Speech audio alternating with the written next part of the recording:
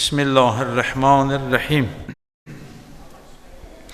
Ve qaza rabbuka alla ta'budu illa iyyahu ve bil valideyni ihsana. İmma yablughanna indekal kibara ahaduhuma aw kilahuma fela taqul lahumā uff. Fela tenharhuma ve qul lahumā qawlan karīmā. Vaqfiz lahumā cinahaz zilli min rahmeti ve qul rabbi irhamhumā kamā rabbayāni saghīrā. Sadaqallahul aliyyul azim. Rabbi şrah li sadri ve yessir li amri ve ulul uqdeten min lisani yafqahu qawli. Avsikum ibadillah ve nefsi bi taqvallah. Özümə və sizə ilahi nemət olan təqvanı tövsiyə edirəm. Allah Teala bizləri təqvalardan qərar versin inşallah. Allahın salamı, rəhməti, bərəkəti, məğfirəti hər birinizin üzərində olsun inşallah. Allah Teala bu rəhmət, məğfirət, bərəkət dolu cümə gününü hər birimizə mübarək eyləsin. Bu rəhmət, məğfirət, bərəkət dolu cümə günündə etdiyimiz duaları, etdiyimiz ibadət, itaat, qıldığımız namazları, tutduğumuz orucları bizlərdən, sizlərdən qəbul eyləsin inşallah.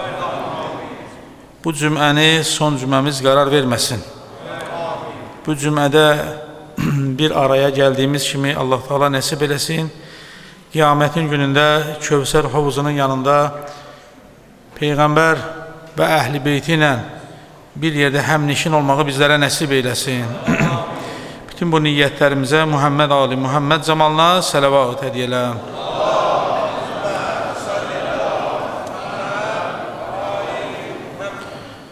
Xütbəmizin birinci hissəsi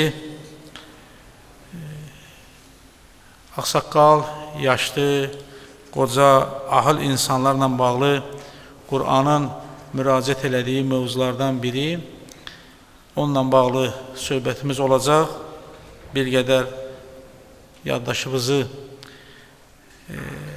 təkrar olsa da o mövzuları aparacaq ki, onları həm Quranda oxumusunuz, həm hədis kitablarında, həm alimlərdən, xətiblərdən eşitmişsiniz. Qur'an-ı Kərim sonuncu səmavi kitab demək olar ki, insan üçün yaşadığı həyat müddətində bütün mövzuları özündə əks etdirir. Yetər ki, insan Qur'anı oxuya bilsin. Qur'anı oxuduqdan sonra onun tərcüməsini, mənasını, təfsirini başa düşə bilsin. Biraz öz üzərində çalışsın. Qur'andan uzaq düşməsin. Çox vaxt görürsən ki, namaza gələn insandır, oruçdan insandır, ibadəti, itaati var. Amma görürsən, Qur'anı oxuya bilmir. Qur'anı oxuya bilsə əgər belə, bizə ən azından o lazımdır ki, namaz qılan insan, məscidə gələn insan Qur'anla tanışlığı olsun. Çox təəssüflərdə olsun ki, əksəriyyətimizin Qur'anla tanışlığı yoxdur. Yəni, biz bəzilərimiz ola bilər oxuya bilir, bəzilərimiz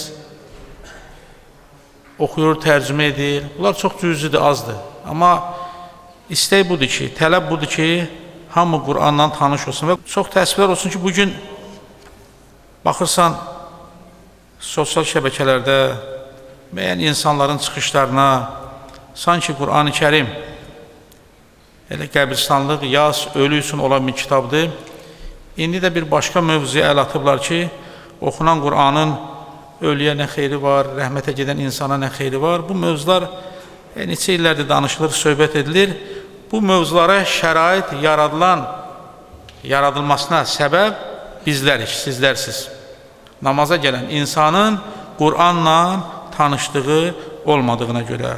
Bunu bir yaddaş kimi sizin nəzər diqqətinizə çatdırdım ki, bunu biləsiz, başa düşəsiz və bizim Qur'an-ı Kərimimiz, bəşəriyyət üçün nazil olan sonuncu səmavi kitabımız, toxunduğu mövzulardan biri də yaşlı nəsillə, ağsaqqal, ağbirçək, ahıl insanlarla, qocalarla olan münasibət, onlara qarşı bizim rəftarımız. Qur'an-ı Kərim bununla bağlı, valideynlərlə bağlı ən çox bu mövzuya toxunur, yaşlı valideynlərlə bağlı və məşhur bir ayə var, dəfələrlə biz bu mövzuya toxunmuşuq ki, həmin ayədə Qur'an-ı Kərimdə İsra surəsi 23-24-cü ayədə Allah Teala nə buyurur? Buyurur ki, Rəbbin yalnız ona ibadət etməyi, valideynlərə yaxşılıq etməyi, onlara yaxşı baxıb gözəl davranmağı buyurmuşdur. Dünyanın heç bir deyək, məktəbində, elm mərkəzində, mədəniyyətində mi deyək, belə bir yanaşma yoxdur Qur'anın yanaşdığı kimi. Qur'an buyurur ki, ibadət yalnız və yalnız bir olan Allahadır və yaxşılığın ünvanı isə yaxşılıq, gözəl davranmaq yalnız valideynlərə məxsusdur. Deyir, əgər onlardan biri və yaxud hər ikisi sənin yanında yaşayıb, qocalığın ən düşkün çağına yetərsə, ən yaşlı vaxtlara çatarsa, onlara uf belə demə, üstlərinə qışqırma, acı söz söyləmə, onlarla xoş danış. Onların hər ikisinə acıyaraq mərhəmət qanadının altına alıb, ey Rəbbim, onlar məni körpəliyimdən nəvazişlə tərbiyə edib bəslədikləri kimi sən də onlara rəhm etdi. Ayə, 2 ayə özündə bir çox mövzuları əhatə edir. Bir, Allaha olan ibadət məsələsidir. İnsanın Allahı tanıması, ibadətin, itaətin yalnız və yalnız bir olan Allaha məxsus olması. İkincisi, və bil valideynə ihsanən, yaxşılıq. Biz hamımız bugün yaxşılıq eləməklə bağlı düşüncələrimiz var, fikirlərimiz var. Qur'an-ı Kərim yaxşılıqla bağlı bir məsələni də buyurur. Kimədir yaxşılıq? Yaxşılıq valideynə olunmalıdır. Ataya, anaya, məxsusən yaşlaşmış ata-anaya.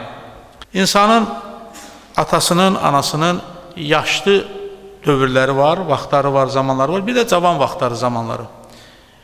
İndi bəzi atalar ki var bugün evlərdə, bunlar maşallah özləri hələ işləyirlər, qazanırlar, özləri sağlamdılar, canları sağlamdır. Bunlar bir dəstə. İkinci dəstə isə Qur'anın ən çox üstünlüğünü verdiyi və bizə buyurduğu böyük, yaşlı insanlar, qoca, ağsaqqal, ahıl, ağbirsək atalardan, analardan gedir söhbət. Hər bir halda Qur'an buyurur ki, valideynə belə uf demə. Fəla təqul ləhumə uffin. Uf, mən həmişə demişəm, bu mövzuya toxunmuşam. Çalışaram ki, qısa bir zaman fasiləsində fikrimi tamamlayayım. Uf 2 hərfdən ibarətdir. Alimlər, təfsirçilər yazırlar ki, əgər bir hərfli bir söz olsaydı, Allah Teala bəlkə də ayədə o sözü görsədərdi. Uf belə valideynə demə. Və ondan sonra buyurur ki, səsivi onların yanında, onların yuxarı qaldırma, onların üstünə qışqırma, çığırma. Onlara acı söz söyləmə. Bunları dedikdən sonra Allah Teala buyurur ki, onlarla xoş danış, xoş davran, yumuşaq danış, həlim danış. Onların hər ikisinə acıyaraq, onları öz rəhmət qanadının altına al. Ata, ana əgər bugün kimin atası, anası sağdırsa, bunları dəyərləndirə bilsin. Ata, ana əgər dünyasını dəyişibsə, onlar üçün dua et. Onların yaxınlarını, əzizlərini dəyərləndir. Və illa da ki, o cavanlarımız ki, o gənclərimiz ki, atalar, analar sağdırsa, onlara qarşı münasibətdə Qur'an buyurur ki, onları mərhəmət qanadının altına al, mərhəmət. Və sonra nədir? Ey Rəbbim, onlar mən körpə olanda, balaca olanda danışa bilmirdim. Su istəyirdim, susuyurdum, onu deyə bilmirdim. Acmışdım, yemək istəyirdim, onu deyə bilmirdim. Fikrimi söyləyə bilmirdim. Bədənim ağrıyırdı, əza üzvlərim ağrıyırdı. Mən deyə bilmədiyim halda anam, atam bunları ilahi lütflə dərk edirdi və mən ağlayanda, narahatçılığım olanda o saat bilirdilər, mən acam, susuzam, bədənim ağrıyır, əza üzvüm ağrıyır. Bu 2 nəfər, ana, ata mənim qayğıma qaldılar, yeməyimi verdilər, içməyimi verdilər, əyin başımı geydilər. Mənim ağrıyan əza üzvlərimi müalicə elədilər. Özləri gecə oyaq qaldılar, özləri yemədilər, məni yedirtdilər, məni yatırtdılar. Və sonda bir dua ilə onlar məni körpəliyimdən nəvazişlə tərbiyə edib bəslədikləri kimi, İlahi Pərverdigara, sən də onlara qarşı rəhimli ol, onlara rəhm et. Bu cür nədir? İndi insan yaşlaşıb, səndən fərqli olaraq o ağsaqqal, o yaşlı insan, ata, ana, ağbirçək, o su deyə bilir. Deyə bilir, mən sussam. Oğul, mənim üçün oradan bir stəkan su gətir. O deyə bilir, acdır, mənim yeməyimi hazırla. O deyə bilir ki, bədənim ağrıyır. O deyə bilir ki, paltarımı dəyiş. Amma sən, mən uşaq olanda biz bunları deyə bilmirdik. Valideyn onu özü, Allahın lütfi ilə, bunlar Allah Taala'nın valideynə verdiyi xüsusi bir ilhamdır. Valideyn bunların hamısını dərk edir, başa düşür. Və o körpə uşağı, o balaca uşağı, o danışa bilməyən, fikirlərini söyləyə bilməyən uşağın hərəkətləri ilə, davranışları ilə valideyn bunların hamısını təmin edib.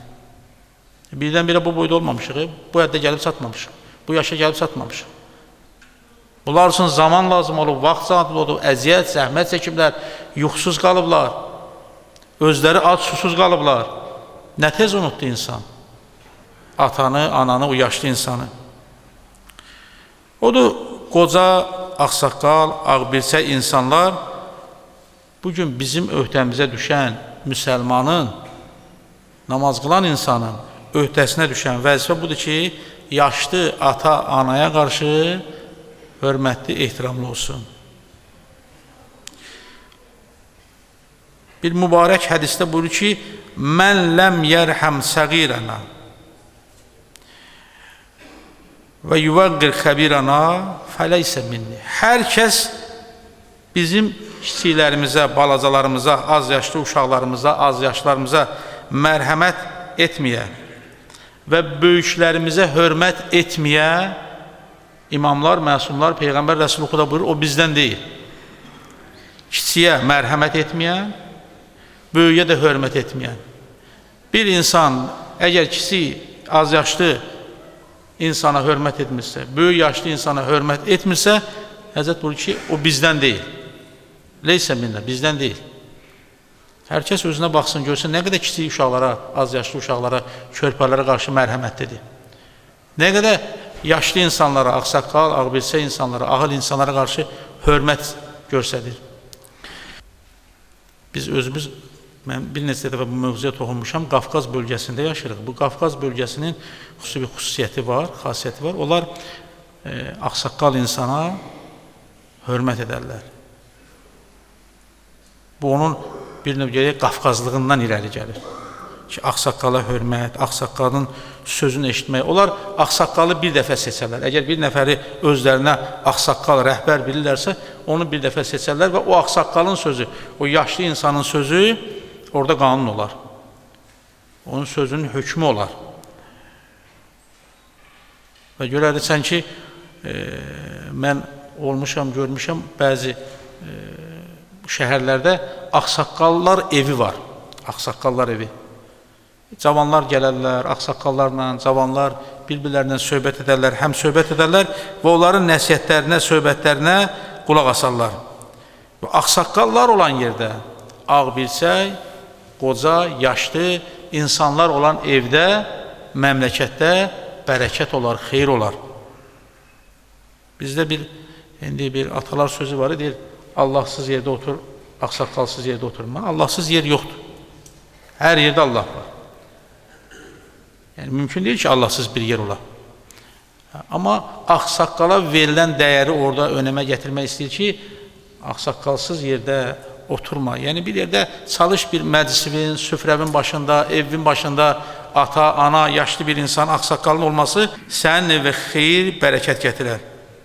İndi biz elə bir dövrdə, elə bir zamanda yaşayırıq ki, çox təəssüflər olsun ki, bizim bugün körpələr üçün, qocalar üçün, yəni atılmış körpələr üçün, atılmış qocalar üçün bizim evlərimiz var. Qocalar evləri, körpələr evləri, kimsəsizlər kimsəsiz körpələr, kimsəsiz uşaqlar, sanki kimsəsiz ata, baba, ana, qoca, yaşlı nəsillər üçün evlər var bugün. Dövlət onlara baxır.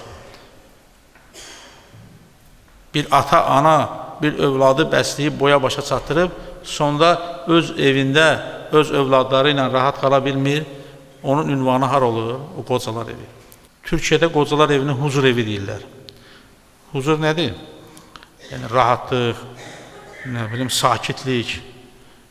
Nə dərəcədə düzgündür ki, insan gedə qocalar evində sakitlik tapa, huzur tapa, rahatlıq tapa. Hansı ki, həmən o ata, o ana bir ömrünü sənə sərf edib. Allah Teala buyurur ki, Quran-ı Kerimdə nə buyurdu? Və qəza rabbuka Allahu ta'budu illa iyyahu. Allahdan başqa heç bir kəsə ibadət, itaat etmə, baş əymə. Görərsən ki, belə bir adət vardı ki, ağsaqqal, yaşlı, qoca bir insanın, babanın, nənənin, atanın, ananın əlini öpərlər. Müəllimin, ustadın, alimin əlini öpərlər. Bunlar hamısı əxlaq nümunələridir. Bunlara verilən bir dəyərdir. Biz yaşlı nəslə qarşı, qocalara qarşı münasibətdə çox soyuğuq. Və get-gedə də insanlar bu münasibətlər soymaq arta gedir. Yaşlı nəslimizə doğru qocalara, yaşlı insanlara, ahıl insanlara öz məhəbbətimizi, sevgimizi doğru düzgün göstərə bilmirik. Odur, çalışaq ki, azacıq bir ömrümüz ərəfəsində biz də yaşlaşacaq, biz də qocalacaq. İndi mən biz deyəndə özümdən danışıram, mən özüm elə demək olar ki, yaşlı nəslin nümayəndəsi kimi özümü hesab edirəm. Mən burada oturan gənclərə, cavanlara deyirəm. Öz yaşlılarımızın, atalarımızın, analarımızın, qoca, ağsaqqal insanların, ustadlarımızın, alimlərimizin qədrin bilin, dəyərin bilin. Onlar hər gün ömürlərindən gedir. Onları sevindirin, onları xoşal edin, davranışınızla, əxlaqınızla, tərbiyəvizlə, hərəkətlərinizlə, ünsiyyətinizlə, münasibətinizlə çalışın, o yaşlı insanları sevindirin. Onların qəlblərini əl alın. Yaşlı insanı sevindirmək, yaşlı insana hörmət etmək, hədis şərifimizdə buyurur ki,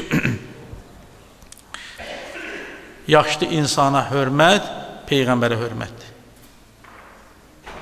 Allaha olan münasibətdir. Peyğəmbərə olan münasibətdir. İmamlara olan münasibətdir.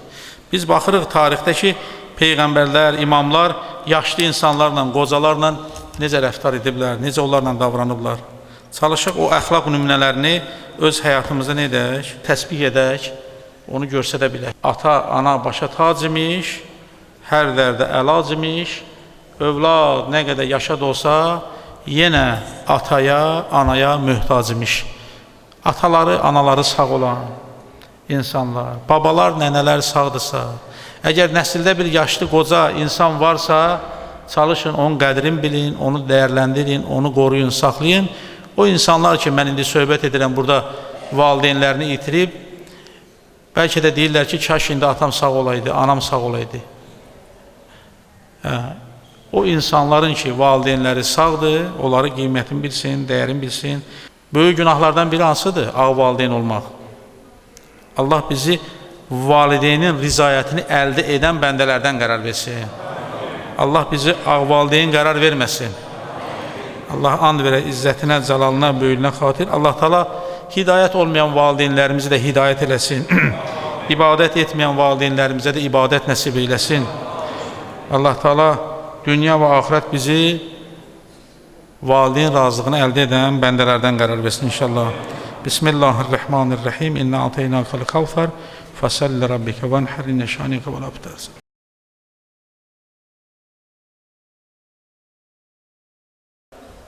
Bugün həyatımız elə bir dövrdə yaşayırıq ki, bugün insanlar görürsən ki, razı insandan çox narazı insanla biz rastlaşırıq. Nikbil insandan çox bədbin insanlarla daha çox rastlaşırıq. Sakit insanlardan, həlim insanlardan daha çox əsəbi, hisli insanlarla biz rastlaşırıq. Bugün şükür edəndən çox naşükür insanlarla daha çox rastlaşırıq. Biz insanlar bizə verilən sonsuz, qiymətli, dəyəri, əvəz olunmaz nemətləri nə görə bilirik, nə başa düşə bilirik, nə də dəyərləndirə bilirik. Biz indi danışdıq yaşlı insanlardan, qoca insanlardan. İnsan qocalmamış cavandır. Hətta qocadırsa belə, canı sağlamdırsa, bu bir nemətdir. Biz bunları görə bilmirik. Bu qədər saysız, hesabsız nemətlərə qarşı çox az şükür edirik. Bəzən də heç şükür etmirik, nankör oluruq, küfr edirik. Allah Quran-ı Kerimdə nə buyurur? İnsan Allahına qarşı nankördür, naşükürdür. Verdiyim nemətlərin müqabilində şükür etmək əvəzinə küfr edir. Şükürsüz insan, bilirsiniz necədir? Həm sənası olmayan, təşəkkürü olmayan insan əlində olan nemətləri görə bilmir, dərk etmir. Bugün əgər biz görə biliriksə, bu görə bilmək var, bu göz özü, eşidə bilirsənsə, bunlar elə bir nemətlərdir ki, elə bir əvəz olunmaz nemətlərdir ki, misli bərabəri yoxdur, qiyməti dəyəri yoxdur. Bugün əgər mən əlim hərəkət edirsə, bunun misli dəyəri yoxdur. Bugün mən özüm əgər bu şəkildə diyana bilirəmsə, bu əvəz olunmaz bir nemətdir. Bugün əgər bir qurtum suyu alıb içə bilirsənsə, yemək yeyə bilirsənsə, danışa bilirsənsə, görə bilirsənsə, eşidə bilirsənsə, bunlar hamısı əvəzsiz nemətlərdir. Bu saymaqla qurtarmaz. İnsan bütün bunları görüb və özünü görməməzliyə vurub, şükür etmək əvəzinə görürsən ki, naşükürlük edir, küfr edir. Allah Teala Quran-ı Kerimdə buyurur ki, siz şükür etsəniz, sizə olan nemətimi daha da artıraram. Çox azdır bizdə şükür edənlər, verilən nemətlərin müqabilində şükür edənlərimiz çox azdır. Həm şükür edənimiz azdır, həm şükrü çox edən azdır. Bir şükür edən insan var, bir də şükrü çox edən insan var. Bizim şükür edənimiz də azdır, çox şükür edənimiz də azdır. Allah buyurur ki, əgər şükür etsəniz, sizə olan nemətimi artıraram. Yox əgər, amma küfr etsəniz, Allahın əzabı daha şiddətlidir. Peyğəmbər Rəsulullah gecələr, gündüzlər çoxlu ibadət, itaat, dualar, zikirlər edirdi. Deyirlər ki, ey Allahın Rəsulu, sən Allaha ən yaxın, Allahın həbibi, Allahın bağışlanmışı, cənnətlə müjdələnmiş, özünə niyə bu qədər əzab əziyyət verirsən? Özünü niyə bu qədər zəhmətə salırsan? Allah ki, səni bağışlayıb, əff edib.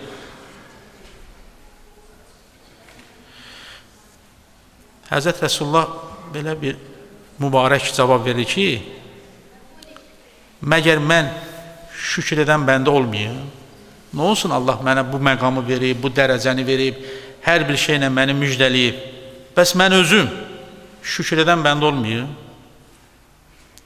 Allah Teala Həzrət Musa Aleyhisselama buyurur ki, mənim şükrümün haqqını yerinə, sənə verdiyim nemətlər və mənim şükrümün haqqını yerinə yetir.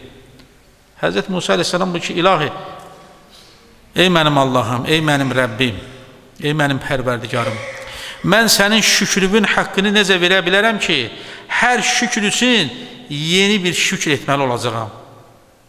Bu iş sonsuza qədər davam edər və mən onun öhdəsindən gələ bilmərəm. Əgər mən bir nemətin müqabilində şükür etsəm, bu şükür etməyin özü üçün də bir şükür etməliyəm. Hər dəfə şükür edəndə etdiyim şükrə görə şükür etməliyəm. Və bu şükürlər davam edəcək sonsuza qədər mən onu layiqincə yerinə yetirə bilmərəm. Mən onun öhdəsindən gələ bilmərəm. Bunu Həzrət Musa Aleyhisselam Kəlimullah Allahın Peyğəmbəri buyurur ki, ilahi mən şükrü etməyin əvəzini verə bilmərəm. Hər dəfə şükür edəndə gərək yenə şükür eləsin, yenə təşəkkür eləsin, yenə minnətdarlıq. Yəni bu sonsuza qədər davam edər. Görək həyatımızda, günümüzdə, 24 saatımızda nə qədər şükür etmişik. Namazdan sonra bizə tövsiyə olunub ki, alnını səcdəyə qoy, şükranillah, əlhamdülillah, bunu de. Ən azından bizə bir tövsiyə ediblər ki, heç olmasa o tənbəlliyimizdə namaz qutaranda alnımızı səcdəyə qoy, bir təşəkkür edək. Bir şükranillah, əlhamdülillah deyək. Ki, ilahi pərver, şükür ki, mənə namaz qılmağı nəsib elədi. Mən bu namazı qıldım, indi sənə şükür edirəm. Baxırsan, bəzi insan namazın qıldı, Əssalamu aleykum və rəhmətullah və bərəkatü bir qapıdadır. İndi orada innallaha var, zikir var, təsbih var, şükür etmək var, ziyarətnamə var, onları istəmirəm. Ən azından insan namazdan sonra alnını səcdəyə qoyub Allaha şükür eləməlidir ki, ilahi pərverdigara ona belə bir neymət veribdir.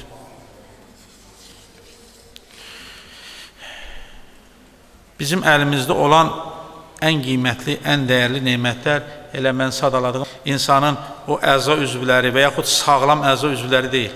Bugün əgər insan ola bilər, anadan gəlmə və sonra görmə qabiliyyətini itiribsə, o gözün olması görməsə belə, o bir neymətdir.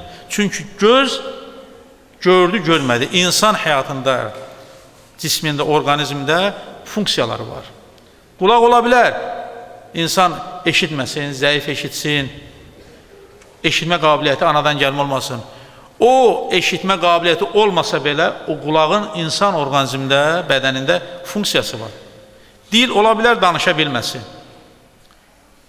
İnsan dilində qüsur olsun, danışa bilməsin, lal olsun, anadan gəlmə qüsur olsun, danışma qüsur olsun.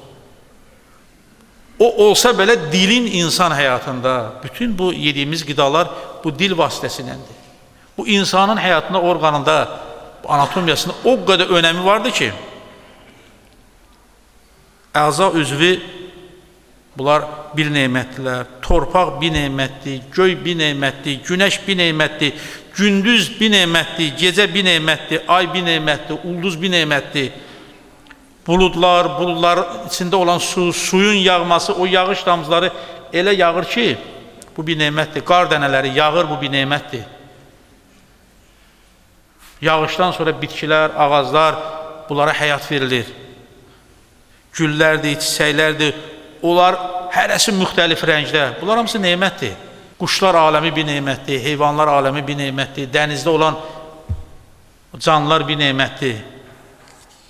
Biz bunları nə qədər dərk edə bilirik, nə qədər düşünə bilirik, nə qədər şükür edə bilirik. Alim deyir ki, ilahi pərverdigara, mən koram, görən sənsən. Hər gözü görən sayılmır. Quran nə buyurur? Deyir, onların gözü var, görməz. Elə görən gözlər var ki, onlar görmürlər. Eynək də taxsa, gözünün, nə bilim, gedib əməliyyat eləsə, o görə bilmir, o həqiqəti görə bilmir. Deyir ki, ilahi, mən koram, görən sənsən. Mən eşidə bilmirəm, eşitməkdə qüsurluyam, amma eşidən sənsən. Allah insana eşitmək qabiliyyəti verib ki, insan haqqı eşitsin, Allahın buyurduqlarını eşitsin. Yoxsa insan o qulağını, o gözəlini günah işlərə sərf eləməz. İlahi, mən dilsizəm, danışa bilmirəm, danışan sənsən. Bu danışmaq neyməti var, ha? Bunu mənə verən sənsən. Mən məxluqam, sən xaliqsən, mən ehtiyaclıyam, ilahi pərverdigar, ehtiyacsız olan sənsən, Samad sənsən, məni yoxdan var edən sənsən, mən özüm kiçiyəm, kiçik bir varlıyam, amma istəklərim həddən artıq böyüdür, çoxdur. Çünki ilahi pərverdigar, sən böyüksən, sən istəyənə də verənsən, istəməyənə də ətə edirsən, sən aza çox verənsən, sən səni tanıyana da verirsən, tanımayana da verirsən. Bütün bu neymətlərə baxanda insan gecə-gündüz Allahdan istəməlidir, dua etməlidir, Allahla razı niyaz eləməlidir. Bir an belə qəflətdə olmamalıdır, bir an. Biz nəinki bir an, günlərlə, saatlarla qəflətdəyik. Allahdan istəyimiz, arzumuz bu olsun ki, Quran-ı Kərimdə o qədər nümunələr var. Baxsaz surələrə, görəcəksiniz ki, Nəhl surəsində, bal arı surəsində. İndi bal arısından tutmuş, baldan, bunun hikmətləri bir başqadır. Burada Allah o qədər mövzulara toxunur ki, o bayaq sadaladığım göy cisimlərindən, ulduzlardan, yerin altındakilardan, dənizdə, suda, hər nə görürsünüz, bu neymətləri sayır. Buyurur ki, insanlar bu qədər neymətləri görür, şükür etmək, görürsən ki, onda çox azdır. Allah bizə nümunələr qoyub. Adəm əleyhissalamla bağlı dualarda insan Allahdan istəməlidir. Biz nə qədər istəyirik, necə istəyirik, nə cür istəyirik, kimdən istəyirik, hələ onun fərqinə varmırıq. Allah Teala Qur'an-ı Kərimdə Adəm əleyhissalamın tövbəsini qəbul edir. Deyir, dua edəndə Allahdan belə dua elə ki, ilahi pərverdigara, Adəmin tövbəsini qəbul edən Allah bizim də tövbəmizi qəbul edə, bizim də günahlarımızı bağışla, bizi də əff eləginə. Nuhun gəmisini tufandan xilas edən Allah, bizləri də bu dünyanın, nəfsimizin tufanlarından xilas eylə. Əyyub əleyhissalam elə bir xəstəliyə düçar olmuşdu, biz indi neymətdən danışdıq, neymətin şükründən danışdıq. Əyyub əleyhissalam Allah Qur'an-ı Kərimdə bizə misal göstərir. Bu insan, bu varlıq, bu dahi şəxsiyyət, Əyyub əleyhissalam, Əyyub Peyğəmbər. Demək, bu ona verilən, o düşdüyü sıxıntı, çətinliyin müqabilində 3 xüsusiyyət onda vardır. Səbr etmək, şükür etmək, zikr etmək. Gəldi, malı, varı, dövləti əlindən getdi, sağlamlığı əlindən getdi, yaşadığı məmləkətdən qovuldu. Mən qısa edirəm. Bizim balaca bir çətinliyə düşürük,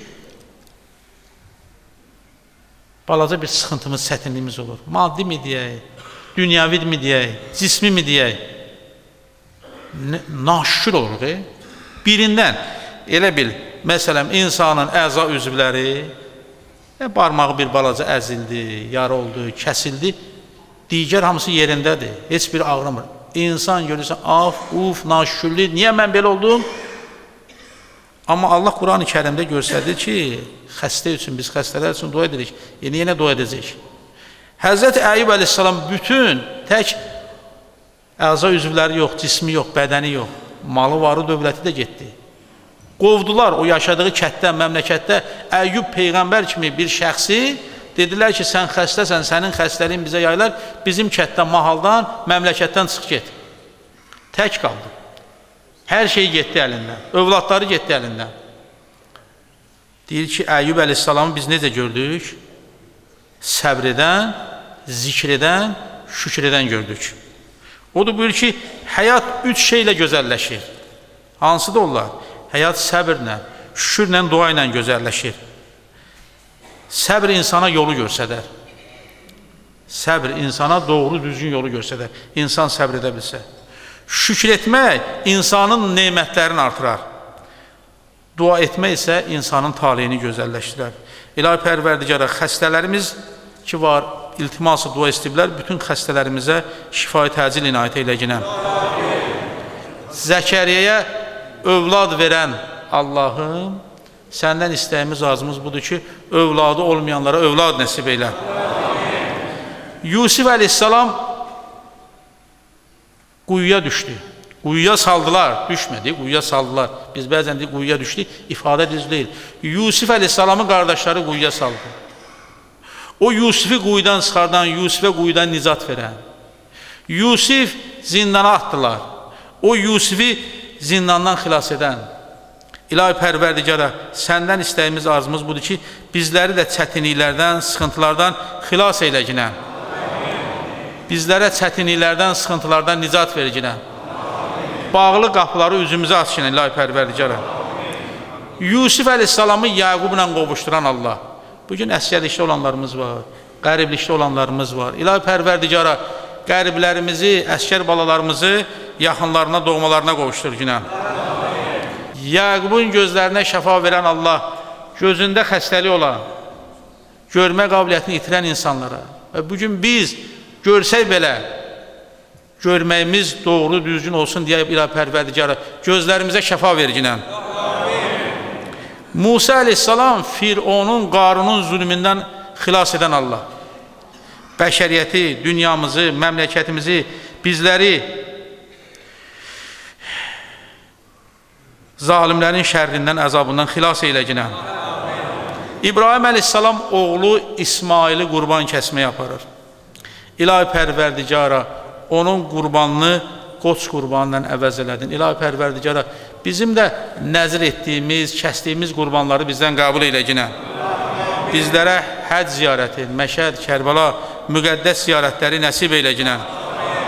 İlahi Pərverdigara, İbrahim əleyhissalamın Nəmrud məlun oda atdı, İlahi Pərverdigara, o ateşi, o odu onun üçün sərinlik verdin, İlahi Pərverdigara, bizləri cəhənnəm ateşindən hifz eylə ginən, bizlərə cənnət behiş nəsib eylə ginən, İlahi Pərverdigara, günahlar ateşindən, günahlardan xilas olmaq üçün İlahi Pərverdigara, günahlarımızı, xətalarımızı bağışla ginən, İlahi Pərverdigara, tövbələrimizi qəbul elə ginən, İlahi Pərverdigara.